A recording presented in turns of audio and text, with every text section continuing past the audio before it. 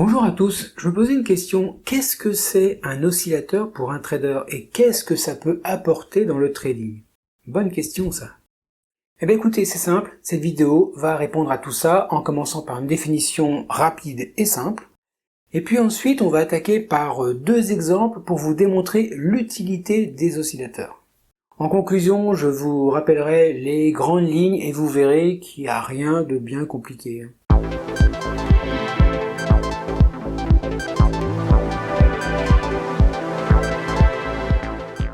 Vous avez déjà vu des vidéos sur le vocabulaire? Non? Alors je vous dis un truc.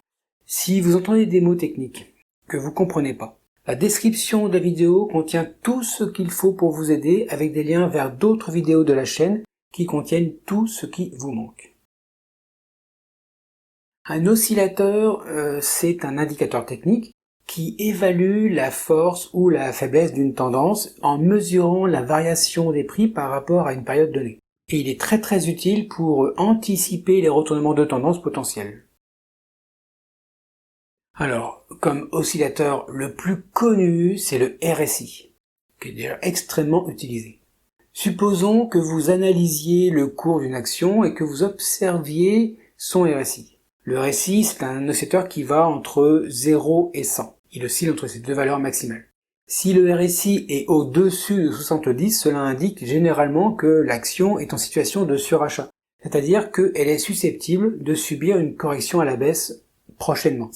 Et à l'inverse, si le RSI est en dessous de 30, cela suggère que l'action est en situation de survente, ce qui peut indiquer une reprise potentielle à la hausse. Comme autre oscillateur, vous avez le stochastique. Et là, si vous utilisez par exemple le stochastique sur une paire de devises par exemple, du marché d'échange, donc le Forex, si le stochastique atteint un niveau supérieur à 80, ça peut indiquer que la paire de devises est en situation de surachat, donc ce qui pourrait conduire à une correction à la baisse.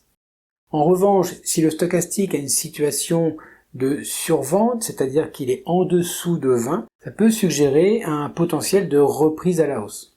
Je vous donne que deux exemples pour les oscillateurs, parce que sinon on va passer notre vidéo là-dessus et ça va être trop long.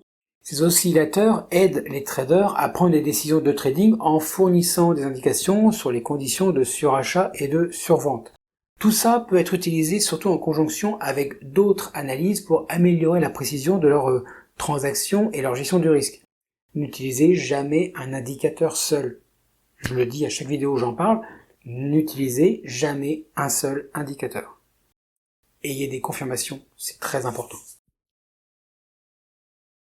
L'intérêt principal d'un oscillateur réside dans sa capacité à fournir des signaux de surachat et de survente, ce qui permet ainsi aux traders de prendre des décisions de trading beaucoup plus éclairées. Il faut savoir aussi qu'un oscillateur n'est pas par-dessus le graphique financier, il est à côté. Donc la lisibilité est quand même meilleure. Lorsque un oscillateur atteint des niveaux extrêmes de surachat, il indique que l'actif est peut-être surévalué et qu'une correction à la baisse serait possible. Bon, bien sûr, vous avez tout compris. À l'inverse, lorsque l'oscillateur atteint des niveaux extrêmes de survente, il suggère que l'actif est peut-être sous-évalué et qu'une reprise à la hausse est envisageable. Je ne vous cache pas que ces signaux aident les traders à planifier leurs entrées et leurs sorties, à gérer leurs risques et à améliorer la précision dans le timing du marché. J'ai fait une vidéo sur les termes surachat et survente que vous trouverez dans la description, mais il faut savoir que un conseil. Non, j'ai pas le droit de dire des conseils. En tout cas, voilà, une information. Si le marché, si l'oscillateur rentre en zone de survente, par exemple, c'est en bas, je suis en train de tout mélanger. Donc, il rentre en zone de survente. Ça veut dire qu'il est peut-être trop vendu, donc peut-être trop bas, mais ça peut durer longtemps, la survente. Si vraiment il y a une tendance qui est très forte et qu'il y a X événements, ça peut durer longtemps. Prenez pas un trade à l'achat dès que ça rentre en survente. Non.